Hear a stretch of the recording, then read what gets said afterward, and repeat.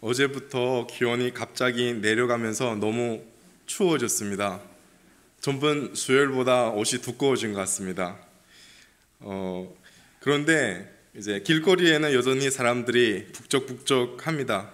사람들은 모두 두꺼운 옷을 챙겨 입고 길을 걷고 있습니다. 저도 어제 이제 교회에서 퇴근하고 집으로 갈 때 전혀 끼지 않았던 장갑까지 꺼내서 장갑을 끼고 이렇게 귀를 딱 막고 전철역으로 걸어갔습니다. 그런데 그렇게 날씨가 추운데도 길거리에서 이렇게 명함을 나눠주면서 인사하는 사람들이 있었습니다. 아마도 이 정당의 지지율을 위하여 열심히 뛰어다니는 것 같았습니다. 저는 정확하게는 잘 모르겠습니다. 왜냐하면 저는 이제 한국에서 이런 모습들이 익숙하지 않습니다. 중국에서 태어나서 자라나면서 볼 수 없었던 이런 모습들이기 때문입니다. 중요한 것은 이렇게 추운 날에도 명함을 나누면서 뛰어다니는 그 열심과 열정이었습니다. 이런 열정과 노력이 있어야지 지지율이 어느 정도 올라가겠지요. 세상은 그런 것 같습니다. 항상은 아니지만 보통은 열심히 노력하면 잘 될 때가 참 많습니다. 고3 학생들에게 있어서 머리가 그닥 똑똑하지 않아도 열심을 내서 공부를 하면 자기가 원하는 그 대학에 입학할 수 있습니다. 직장에서 일하는 사람은 열심히 노력하면 진급하고 수입이 더 늘어날 수도 있습니다.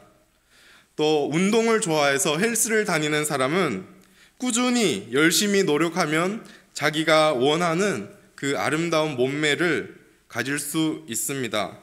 항상 그런 것은 아니지만 그래도 열심히 노력하는 만큼 원하는 것을 얻을 때가 참 많습니다. 그렇다면 세상은 그런데 기독교는 어떨까요? 기독교 신앙은 어떻습니까? 어떻게 하나님의 자녀가 되는 것입니까? 어떻게 성도가 되는 것입니까? 여전히 인간의 열정과 노력으로 하나님의 자녀가 되고 성도가 되는 것일까요? 이 문제를 오늘 말씀과 이어서 한번 살펴보려고 합니다. 우리가 살펴보고 있는 빌립보서는 바울이 감옥에서 빌립보 교회에게 보낸 편지입니다. 빌립보 교회는 당시에 여러 가지 문제를 갖고 있었습니다. 사도 바울이 옥에 갇혀 있으면서 지도자의 부재가 문제였고 또 교회 내에는 여러 가지 다툼들이 있었습니다. 그런데 그 중에서 가장 큰 문제가 뭐냐면 바로 율법주의자들의 문제였습니다. 할례를 주장하는 율법주의자들은 할례를 받고 율법을 지켜야만 구원을 얻는다라고 주장했습니다. 예수 믿는 것만으로는 부족하고 예수 믿고 거기에 플러스 무언가를 더해야 구원받는다는 주장입니다. 즉 예수를 믿되 할례도 받아야 하고 율법도 지켜야 구원받는다라고 요구한 것이죠. 이런 율법주의는 빌립보 교회뿐만 아니라 당시의 많은 교회에서 가장 큰 문제 중에 하나였습니다. 오늘 본문에서는 이런 문제점을 바울이 지적하고 있습니다. 그런데 재미있는 것은 우리 문맥을 보면 바울이 먼저 빌립보서 2장 마지막 부분에서는요, 에바브로 디도에 관한 이야기를 설명합니다. 바울이 이제 에바브로 디도를 빌립보 교회에 보내야 했습니다. 그리고 에바브로 디도를 교회에 보내면서 빌립보 교회에게 권면하는 말씀이 나옵니다.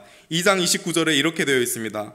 이러므로 너희가 주 안에서 모든 기쁨으로 그를 영접하고 또 이와 같은 자들을 존귀히 여기라. 여기서 우리는 바울의 태도가 굉장히 너그럽고 또 친절함이 우리가 느껴집니다. 온유함을 느껴집니다. 그리고 전번주에 우리가 살펴본 바와 같이 3장 1절에 시작하면서 끝으로 형제들아 주 안에서 기뻐하라 라고 합니다. 바울 본인은 전혀 기뻐할 수 없는 감옥이라는 현실 앞에 서 있지만 그런 상황 속에서 바울은 기뻐하고 있다는 것입니다. 또한 빌립보 교회 성도들을 향해서도 너희들도 기뻐할 수 있다, 내가 그 기쁨의 비결을 가르쳐 주겠다 하면서 기뻐하라 라고 명령하고 있습니다. 이렇게 빌립보 2장 후반절과 3장 1절을 보면 바울의 모습은 굉장히 친절하고 너그럽고 온유하고 기뻐하는 모습입니다. 그런데 오늘 본문 2절 말씀부터는 말투가 갑자기 180도를 지나 360도 변합니다. 2절 말씀 우리 한 목소리 한번 읽어볼까요? 2절 말씀 시작. 개들을 삼가고 행악하는 자들을 삼가고 몸을 상해하는 일들을 삼가라. 굉장히 험하고 격한 말씀입니다. 또한 이 말투에는 경멸의 태도가 있습니다. 바울은 지금 이렇게 격분해하고 있는 것은 행악하는 사람들이 도덕적으로 어떤 문제가 있거나 혹은 어떤 나쁜 목적을 갖고 있는 집단이기 때문에 하는 말이 아닙니다.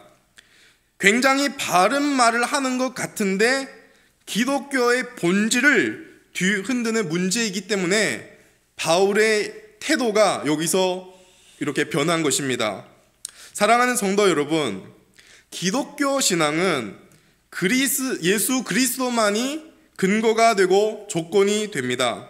즉 예수 그리스도를 믿음으로 우리는 구원을 얻습니다. 그리고 여러분, 성경 곳곳에서 믿음에 대해서 뭐라고 합니까? 믿음조차도 하나님이 주시는 선물이라고 합니다. 성령 하나님이 우리 마음에 오셔서 우리 마음을 열어주시고 그 하나님이 우리로 하여금 믿게 하셔야 우리가 믿을 수 있습니다. 믿음은 하나님으로부터 옵니다. 인간의 노력으로 믿음을 얻을 수 있는 것이 아닙니다. 인간의 어떠함에서 나오는 믿음이 아니기에 이 믿음도 자랑할 수 없습니다. 나는 믿고 너는 안 믿어, 이런 자랑이 있을 수 없습니다. 오직 하나님의 선물이요 하나님의 은혜라고 우리는 고백할 뿐입니다. 따라서 믿음으로 구원 얻는다라고 했을 때 그 말은 하나님의 은혜로 구원을 얻는다라는 뜻입니다. 믿음으로 구원을 받는다라고 했을 때 그 믿음은 내가 자랑할 수 없는 하나님의 은혜의 선물임을 고백하는 것입니다. 따라서 기독교 신앙은 은혜의 신앙입니다. 기독교 신앙의 근거는 믿음의 대상인 예수 그리스도입니다. 예수 그리스도가 구원의 조건이고 근거입니다. 구원에 있어서 인간의 어떤 공로와 노력이 작용하지 않습니다. 이것이 기독교 신앙에 있어서 가장 중요한 내용입니다. 이것이 잘못되면 기독교 신앙이라고 할 수 없습니다.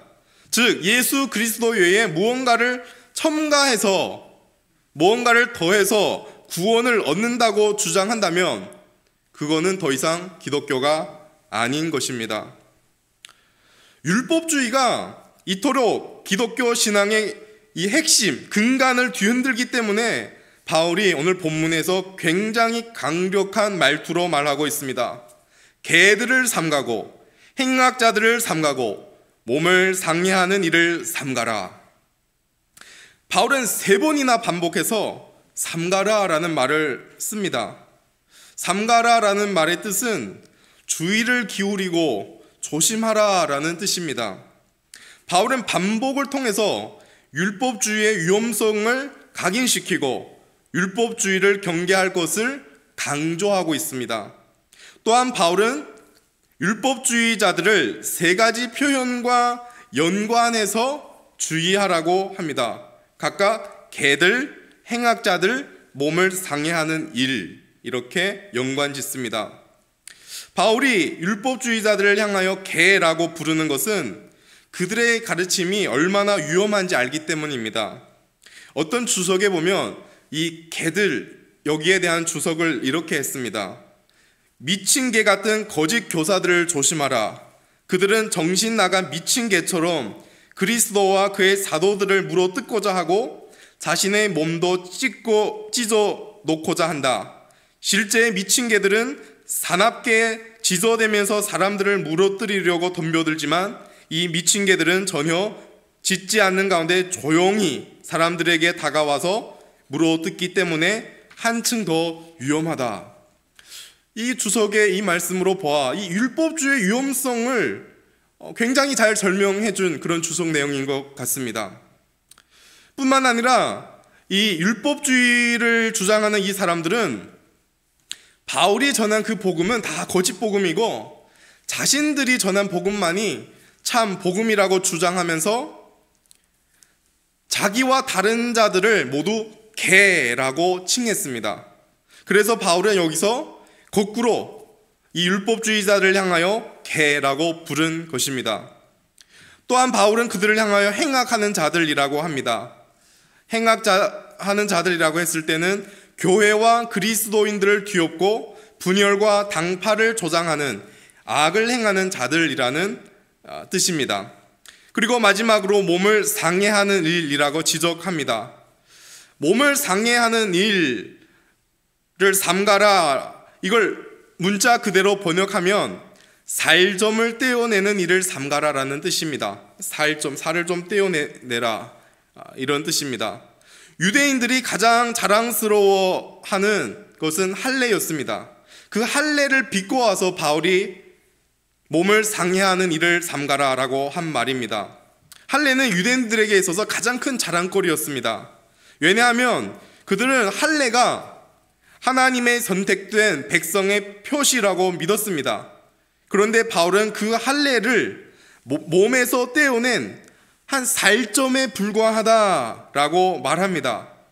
하나님의 선택된 백성이라고 최고의 자부심으로 여겼던 할례가 단지 몸을 상하게 하는 그 일과 불과하다라고 말합니다.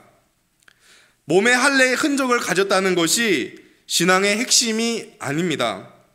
레위기와 신명기를 보면 마음의 할례를 받아야 한다고 합니다. 할례는 하나님 백성이라는 상징입니다. 그런데 단순히 외적으로 보이는 몸의 할례가 있는 것이 중요한 것이 아닙니다. 진짜 하나님의 백성이 되도록 만드는 것은 외적인 할례가 아니라 마음의 할례라고 성경은 말씀하고 있습니다. 외적인 할례는 아무것도 아닙니다. 살점을 떼어내는 일에 불과합니다. 외적인 그 할례를 붙들고 스스로 자랑하는 일을 주의하라. 또한 그렇게 외적인 할례를 받아야 구원받는다는 그 주장을 조심하라 라고 바울은 강조하고 있습니다. 우리는 종종 예수 그리스도에게서 우리의 신앙을 확인하면서도 불안할 때가 있습니다. 그래서 예수 그리스도 외에 다른 곳에서 우리의 신앙을 자꾸 다시 확인하려고 합니다. 외적으로 드러내 보이는 할례와 같은 외적인 증거들을 통해서 우리의 신앙을 확인하고 싶어 합니다. 또한 율법이 규정한 어떤 행동들을 내가 행함으로 그 행함 속에서 나의 신앙을 확인하고자 합니다. 저의 신앙을 뒤돌아보면 제가 지금도 청년의 나이이지만 조금 더 청년이었을 때, 20대 초중반이었을 때 정말 봉사를 많이 하고 성경도 많이 읽고 기도도 많이 하고 꽤 열심히 있는 그런 청년이었습니다. 그런데 예수님을 믿노라 하면서 저는 그때는 구원을 받은 사실에 있어서는 항상 불안했습니다. 봉사 많이 하고 성경 많이 읽고 기도 많이 하고 헌금 어느 정도 했을 때는 구원의 확신이 아주 강했습니다. 또한 율법이 요구한 내용들을 내가 지켰을 때, 내가 어느 정도 이렇게 외적으로 행했을 때는 구원의 확신을 가졌습니다. 그런데 저의 개인의 게으름 때문에 또는 삶의 환경에 지쳐서 내가 연약해질 때는 그 구원에 대한 의심을 갖고 있었습니다. 그래서 구원에 대한 확신을 가지려고 항상 외적으로는 열심과 열정으로 드러냈습니다. 열심으로 봉사하고 섬기려는 그런 모습을 드러냈습니다. 그리고 외식으로 율법이 요구하는 바를 나의 노력으로 최선으로 행하고자 했습니다. 그러니 그런 신앙에는 감사와 기쁨이 없었습니다. 무거운 부담뿐이었습니다. 여러분은 어떻습니까? 신앙의 확인을 할례와 같은 외적인 것에서 찾고자 하지는 않으십니까? 율법을 행하고 있는 삶의 모습 속에서, 나의 행위 속에서 나의 신앙을 확인하고 있지는 않으십니까? 신앙의 확인을 위해 율법을 행하고 있다면 신앙을 확인하는 것이 구원의 확신을 얻기 위해 내가 하나님의 말씀이 요구한 바를 내가 행하고 있다면 어쩌면 우리는 율법을 제대로 행한 것도 아닙니다. 바리새인들과 같이 외식으로 율법의 내용들을 지키고 있을지도 모릅니다. 예수님께서 이 땅에 오셔서 율법을 요약해 주기도 하고 또 새롭게 해석해 주시기도 했습니다. 예수님이 가르치는 내용을 보면 예수님의 가르침을 보면 예수님의 그 요구의 수준은 이 세상의 도덕 수준과 비교할 수 없었습니다. 이 세상의 기준으로 보면 예를 들어 죄에 대한 정의를 어떻게 합니까?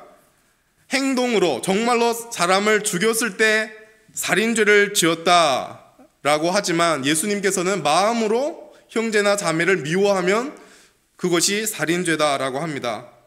또 이 세상에서는 음란한 행동을 했을 때 간음죄를 범했다고 하지만 예수님께서는 마음속으로 이성을 보고 음란한 생각과 마음을 품어도 음란의 죄를 졌다고 합니다. 예수님은 하나님 나라의 그 기준으로 항상 말씀하셨습니다. 예수님이 요구하는 이 성경 말씀의 기준은 세상이 아닌 천상의 기준이었습니다. 율법이 요구하는 것은 천상의 기준입니다. 천상의 기준과 지상의 기준으로 구분이 됩니다. 하늘나라의 백성들은 천상의 기준으로 살아가는 자들입니다. 산상수훈의 말씀들도 보십시오. 이 세상의 기준과 비교할 수 없는 너무 완벽하고 너무 아름답고 고귀한 기준들이 아니겠습니까? 만약 산상수훈의 그 예수님의 그 그런 요구들이 다 지켜진다면 이곳이 천국이 아니겠습니까? 우리가 못 지키니 그런 천상의 기준들이 힘겹게 느껴지고 부담으로 느껴집니다. 그런데 우리는 무엇보다 이 율법이 무엇인지 우리는 바로 알아야 합니다. 그래야 우리는 율법을 통하여 우리의 신앙을 증명하고자 하지 않습니다. 그 율법을 행함으로 우리의 신앙을 확인하려고도 하지 않습니다. 율법이 뭡니까? 우선 율법은 하나님께서 구원받은 백성에게 주신 법입니다. 이것이 전제입니다. 구원받기 전에 주신 법이 아니라 구원받은 이후에 주신 법입니다. 하나님께서 애굽에서 종노릇하고 자유가 없던 이스라엘 백성들을 구원하신 후에 십계명과 율법을 주셨습니다. 그래서 가장 중요한 것은 율법은 하나님께서 이미 구원받은 백성에게 주신 법이라는 것을 기억해야 합니다. 그리고 두 번째로 하나님께서 출애굽한 백성들에게 십계명과 율법을 주시면서 가장 먼저 하신 말씀이 있습니다. 출애굽기의 20장 2절에서 3절 말씀인데요. 이렇게 되어 있습니다. 나는 너를 애굽 땅 종 되었던 집에서 인도하여 낸 내 하나님 여호와이니라. 그리고 십계명을 설명해. 너는 나 외에는 다른 신들을 내게 두지 말라. 십계명을 먼저 얘기 전에 2절에 이렇게 하죠. 나는 너를 애굽 땅 종 되었던 집에서 인도하여 낸 내 하나님 여호와니라. 나는 너를 애굽에서 불러낸 하나님이라고 알려주면서 십계명을 설명합니다. 출애굽한 백성들은 애굽의 종노릇에서 자유를 얻었습니다. 신분이 바뀌었습니다. 하나님의 자녀가 되었습니다. 하나님 나라의 백성이 되었습니다. 그런데 여러분, 출애굽기를 통하여 우리가 확인할 수 있는 것은 하나님의 자녀가 된 출애굽한 이스라엘 백성들이 십계명을 항상 다 지켰습니까? 아닙니다. 다 지키지 못했습니다. 계속 실패하는 모습입니다. 십계명과 율법 앞에서 이스라엘 백성들이 물론 다 지켜야 하지만 그보다 더 중요한 한 가지가 있습니다. 바로 십계명과 율법을 보면서 이스라엘 백성들은 하나님이 누구신가를 확인하고 내가 누구인지를 확인하고 기억해야 했습니다. 나는 너를 애굽 땅 종되었던 집에서 인도하여 낸 내 하나님 여호와니라. 너는 나 외에 다른 신들을 두지 말라. 십계명과 율법 앞에서 이스라엘 백성들은 하나님은 바로 우리를 종되었던 그 애굽 땅에서 우리를 구원해 주시고 자유를 주신 여호와 하나님이구나. 우리는 종이었는데 이제는 하나님의 은혜로 자유인이 되었구나. 우리는 종이었는데 이제는 하나님의 자녀구나. 우리는 하늘나라의 백성이구나.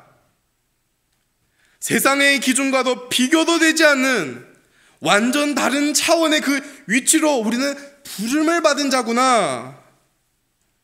세상의 위대한 인물이 아닌 천상의 하나님의 자녀로 구별된 성도로 부름을 받았구나. 이 사실을 율법을 통하여 확인해야 했습니다. 우리도 마찬가지입니다. 율법을 통하여 우리는 먼저 생각되는 것이 우리의 죄인됨을 보게 됩니다. 그러나 그보다 먼저 하나님이 어떤 분이신지를 볼 수 있어야 합니다. 그리고 나아가 이 모든 율법을 지킬 수 있는 존재로 하나님이 우리를 불렀음을 기억해야 합니다. 율법을 지키고 못 지키고의 문제보다 더 중요한 것이 바로 율법을 통해 나는 천상의 존재임을, 나는 하나님 나라의 백성임을 기억해야 합니다. 여러분, 기독교는 단지 도덕적인 사람이 되라고 하는 것이 아닙니다. 기독교는 단지 세상 사람들과 같이 착한 사람이 되라고, 다른 종교들과 같이 선한 영향력을 갖고 있는 사람이 되라고 하는 것이 아닙니다. 기독교는 이 세상의 기준과 완전 다른 차원의 천상의 기준을 요구합니다. 왜냐하면 예수를 믿으면 하나님의 자녀가 됩니다. 하나님 나라의 백성이 됩니다. 성도가 됩니다. 하나님의 자녀들은 더 이상 이 세상의 기준이 아니라 그 천상의 기준을 바라보며 살아가는 자들입니다. 세상의 가치관이 아니라 하늘나라의 가치관으로 살아가야 합니다.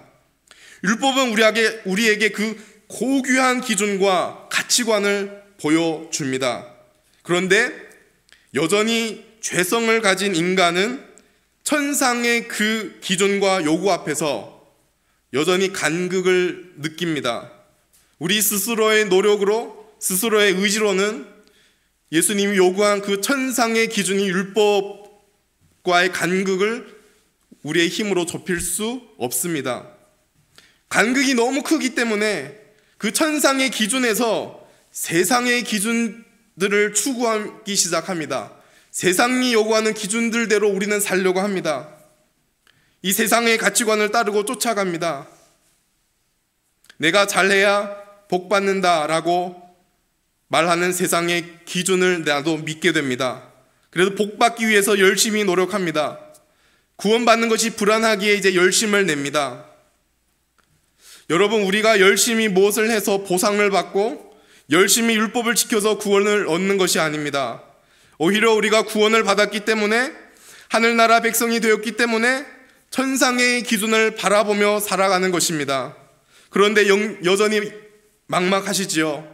천상의 기준이 너무 높아서, 성경 말씀을 볼 때 그 말씀과 나의 간극이 너무 커서 내가 그대로 살아내지 못할 것만 같습니다. 그래서 낙심하고 좌절합니다. 그런데 그 천상의 기준과 우리와의 간극을 좁힐 수 있는 유일한 방법이 하나 있습니다. 원래 우리 인간은 모든 율법을 지킬 수 있는 완벽한 존재로 창조되었습니다. 그러나 인간의 범죄로 우리는 모든 율법을 지킬 수 없는 죄인이 되었습니다. 그런데 그런 죄인을 포기하지 않으시고 하나님께서 예수 그리스도라는 분을 땅에 보내주셨습니다. 그리고 예수 그리스도께서 그 모든 율법들 다 지켰습니다. 하나님 아버지의 뜻에 온전히 순종했습니다. 예수 그리스도께서 이 세상을 살아가면서 천상의 기준으로 살아내셨습니다. 그 예수는 저와 여러분을 대신해서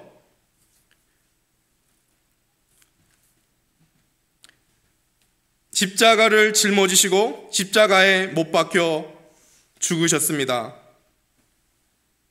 그 예수는 저와 여러분을 대신해서 천상의 기준, 율법이 요구하는 모든 것을 다 완성하셨습니다. 그리고 이 예수를 믿는 자에게는 예수님의 그 순종이 바로 저와 여러분의 순종이 되는 것입니다. 우리는 여전히 천상의 모습으로 살아내지 못한 모습들이 있지만 하나님이 이제 우리를 바라볼 때는 마치 그 천상의 기준으로 살아낸 예수님의 모습처럼 저와 여러분을 바라보고 있는 것입니다. 그러니 우리가 내세울 것이 없습니다. 다 그리스도의 공로 때문이요, 그리스도의 은혜 때문입니다. 또한 우리는 좌절하거나 낭망할 필요도 없습니다. 그리스도가 다 이루어 주셨기 때문입니다. 성도는 할례와 같은 외적인 표시에서 신앙을 확인하지 않습니다. 성도는 율법에서 신앙을 확인하지 않습니다. 성도는 나의 행함에서 나의 구원과 나의 신앙을 확인하지 않습니다. 오히려 성도는 율법을 통하여, 말씀을 통하여 하나님이 어떤 분이시고 나는 어떤 신분으로 부르심을 받았는지를 확인하게 됩니다. 그리고 무엇보다 모든 것을 가능케 하신 예수 그리스도를 바라보고 의지하게 합니다. 사랑하는 성도 여러분, 율법 내지 하나님의 말씀을 통해 하나님이 어떤 분이시고 내 자신이 누구인지를 확인하길 바랍니다. 그리고 무엇보다 안 될 때 그 천상의 그 기준대로 내가 살아내지 못한 모습을 보일 때 다시 우리를 위해 모든 것을 이루신 그 예수 그리스도를 바라보고 의지하는 은혜가 있기를 소망합니다. 사도 바울은 이렇게 2절에서 율법주의의 그 심각성을 설명하고 그걸 주의하라고 말씀하고 나서 3절에서 진정한 성도가 누구인지를 설명합니다. 3절 말씀 한번 함께 읽어보도록 하겠습니다. 3절 말씀 시작. 하나님의 성령으로 봉사하며 그리스도 예수로 자랑하고 육체를 신뢰하지 아니하는 우리가 곧 할례파라. 제일 먼저 3절 제일 앞부분에 하나님의 성령으로 봉사하는 자들이 성도라고 합니다. 여기서 봉사한다라는 말은 헬라어 원어로 봤을 때 예배한다라는 뜻입니다. 따라서 누가 성도인가, 누가 구원받은 백성인가 했을 때 가장 중요한 것은 성령을 받아서 성령을 힘입어 예배하는 자들을 가리킵니다. 바울의 말은 무슨 뜻입니까? 성령을 받지 않는 사람, 그래서 성령으로 예배하지 않는 사람은 성도가 아니라고 말하고 있습니다. 성령이 중요하고 성령이 우리 안에 있는 것이 중요하고 성령으로 거듭나는 것이 가장 중요합니다. 요한복음 3장에 보면 바리새인이고 유대인의 지도자인 니고데모라는 사람이 한밤중에 예수님에게 찾아와서 말을 합니다. 우리는 당신이 하나님께로부터 오신 선생인 줄 압니다. 하나님이 함께 하시지 아니하면 이렇게 놀라운 표적들을 누구도 할 수 있는 것이 아닙니다. 그러자 예수님이 말씀합니다.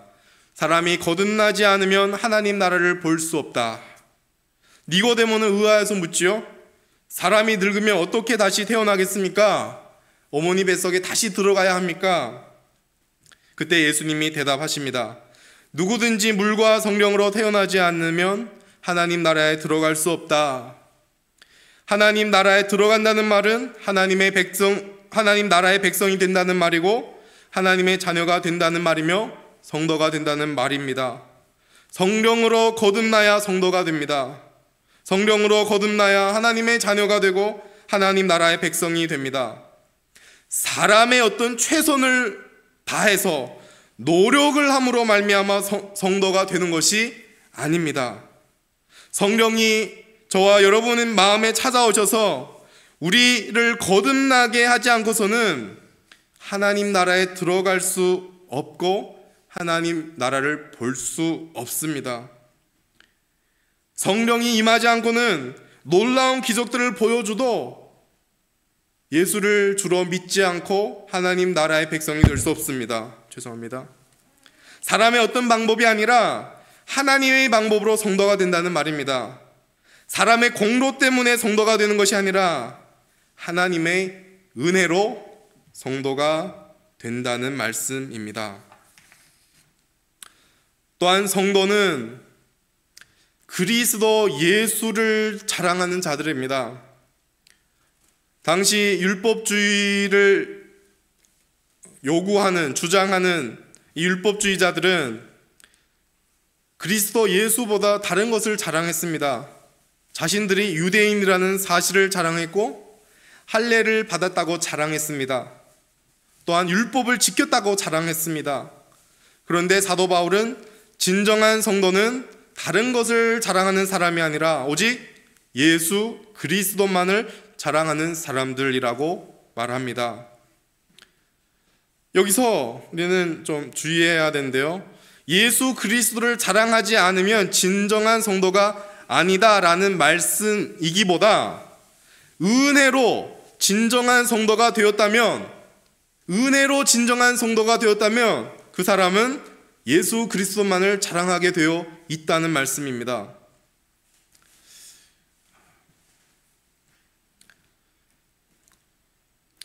그런데 우리는 종종 예수 그리스도 외의 것을 자랑하려고 하지요. 내 자신을 자랑하려는 유혹이 있지요. 저 사람은 예배에 참석하지 않았는데 나는 오늘 예배에 참석했다. 저 집사님은 헌금을 별로 많이 안 했는데 나는 그래도 이 정도 했다. 저 사람은 성경을 거의 안 읽는데 나는 성경을 이만큼 읽네. 이 모든 마음들은 자신을 중심으로 생각해서 나오는 마음들과 생각이죠. 나를 자랑하고 싶은 그런 마음이기도 합니다.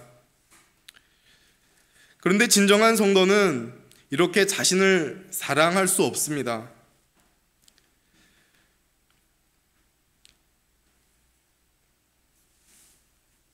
또한 위에 제가 말씀한 것을 뒤바꾸면 이런 내용이 돼요. 나는 했는데 저 사람은 하지 않았다. 나는 예배에 참석했는데 저 사람은 예배에 나오지 않았다. 나는 헌금을 했는데 저 사람은 별로 안 했다. 나는 성경을 읽었는데 저 사람은 별로 읽지 않았다. 이렇게 되면 또한 정죄와 비판이 되는 것이지요. 진정한 성도는 정죄와 비판을 할 수도 없습니다. 우리 최근 주일 오전에 요한복음 8장에 나오는 간음하다 붙잡힌 여인에 관한 본문을 가지고 이제 설교 말씀을 들었습니다. 이 시간 우리 다시 한번 그 현장으로 가보기를 원합니다. 서기관과 바리새인들이 간음하다가 이제 간음 중에 잡힌 여자를 끌고 예수님 앞에 나왔습니다. 그리고 예수님께 말씀합니다. 이 여자는 간음하다가 현장에서 잡혔습니다. 모세의 율법으로는 이러한 여자를 돌로 치라고 명했는데 선생님은 어떻게 생각합니까? 그리고 성경에는 분명히 기록되어 있습니다. 이들의 목적은 예수님을 고발하기 위해서 시험하는 질문이라고 합니다. 예수님께서 말씀합니다. 너희 중에 죄가 없는 자가 먼저 돌로 치라. 사람들이 말씀을 듣고 양심의 가책을 느꼈습니다. 그러자 어른으로 시작하여서 젊은이까지 하나하나씩 떠나갑니다. 그리고 그 현장에 오직 예수와 여자만 남습니다. 우리가 주일날 여러 번 들었기 때문에 이 스토리는 알 것이라고 생각합니다. 여러분, 그 광경을 머리에 한번 그려보십시오. 어른부터 젊은이까지 많은 사람들이 한 여인을 둘러싸고 있습니다. 사람들이 양심의 가책을 느꼈다는 것으로 보아 사람들이 이미 돌을 가지고 이 여자를 향하여 치려고 했던 모양인 것 같습니다. 간음죄를 범한 한 여인, 그리고 그 여인을 둘러싸고 돌을 든 남녀노소의 수많은 사람들, 그런 광경입니다. 사람들은 어떤 마음을 가졌고 어떤 생각을 했을까요? 이 여인은 간음죄를 범했다. 그런데 우리는 간음죄를 범하지 않았지? 우리는 여인을 돌로 칠 권리가 있다. 우리는 그 여인보다 괜찮은 사람이다.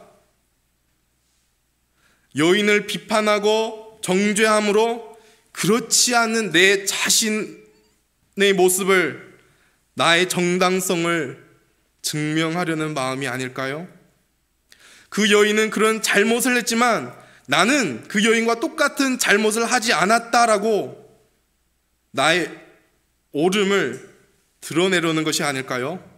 그 여인은 틀렸는데 나는 맞다라고 하면서 자신을 자랑하는 마음이 아닐까요? 그때 예수님께서 사람들을 향하여 너희 중에 죄 없는 자가 먼저 돌로 치라 라고 말씀합니다.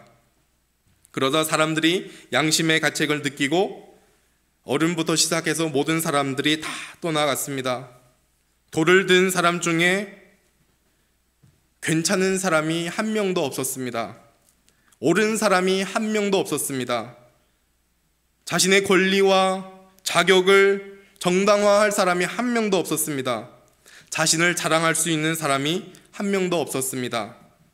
돌로 칠 자격과 권리가 있는 사람은 오직 예수님 외에 한 명도 없었습니다. 그런데 예수님께서는 여인을 정죄하지 않았지요. 현장에 붙잡혀온 여인처럼 간음죄를 범하지 않을 수 있겠으나 그 현장에 있는 모든 사람들은 나름대로 죄를 짓고 있었습니다. 어떤 죄가 있었기 때문에 떠난 것이 아니겠습니까? 현장의 모든 사람들은 간음하다 잡힌 여인 못지않게 모두 죄인이었습니다. 우리는 내가 죄인임을 깨달을 때야 비로소 들었던 돌을 내려놓을 수 있습니다. 나도 죄인 중에 한 사람임을 아는 사람은 쉽게 남을 비판하고 정죄할 수가 없습니다. 나도 죄인임을 깨닫고 인정하는 사람은 자신을 자랑할 수가 없습니다. 내가 죄인임을 인정할 때 다른 사람의 잘못을 통하여 나의 잘남을 증명하지도 않습니다. 나도 저 가늠한 여인과 같이 돌에 맞아 죽어야 하는 처지였는데 주님이 나를 정죄하지 않으셨구나, 뿐만 아니라 주님이 나를 구원했구나 라는 것을 기억하게 됩니다. 지금 우리가 너무 쉽게 다른 사람을 비판하고 정죄하고 있다면 어쩜 우리는 나도 죄인이라는 사실을 망각했기 때문입니다. 지금 우리가 다른 사람의 연약함과 비교하면서 자신을 자랑하고 자신이 옳다라고 주장하고 있다면 어찌 보면 하나님의 은혜를 잊어버렸기 때문입니다. 성도 여러분, 저와 여러분은 하나님의 저주와 심판을 받아 죽어야 마땅한 죄인들입니다. 그런데 그런 죄인들을 위해 하나님의 독생자 예수 그리스도가 이 땅에 오셨습니다. 그런 우리를 위하여 십자가에서 우리 죄를 대신하여 죽으셨습니다. 영원히 멸망할 수밖에 없는 우리에게 영원한 생명을 허락해 주셨습니다. 하나님과 원수되었던 우리를 하나님과 화목하게 하셨으며 우리를 하나님의 자녀가 되게 하셨습니다. 하나님의 나라의 백성, 구별된 성도가 되게 하셨습니다. 우리에게는 자랑할 이유가 하나도 없습니다. 다른 사람을 정죄하고 비판할 자격도 없습니다. 우리는 오직 하나님의 은혜를 기억하면서 자랑해야 한다면 오직 예수 그리스도만을 자랑할 수밖에 없습니다. 다른 말로 오직 하나님의 은혜만을 자랑할 수 있는 존재라는 뜻입니다. 결론을 맺겠습니다. 인간의 노력으로, 열심으로, 인간의 최선으로 성도가 되는 것이 아닙니다. 성령님이 인간의 마음에 찾아오셔야 성도가 됩니다. 기독교 신앙의 근거는 인간에 있지 않고 오직 하나님께 있습니다. 인간의 공로가 아닌 하나님의 은혜로 성도가 됩니다. 성도가 되기 위해 신앙의 열심을 내는 것이 아닙니다. 하나님의 은혜로 성도가 되었기 때문에 감사와 기쁨으로 신앙의 열심을 내는 것입니다.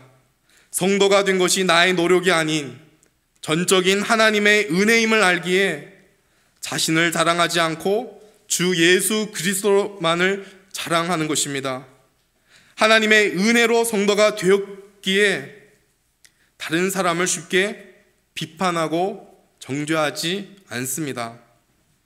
사도 바울은 복음을 위하여 자신의 생명을 귀하게 여기지 않을 정도로 열심과 노력을 다했습니다. 충분히 자랑할 수도 있었습니다. 그런데 고린도전서 15장 10절에 이렇게 고백합니다.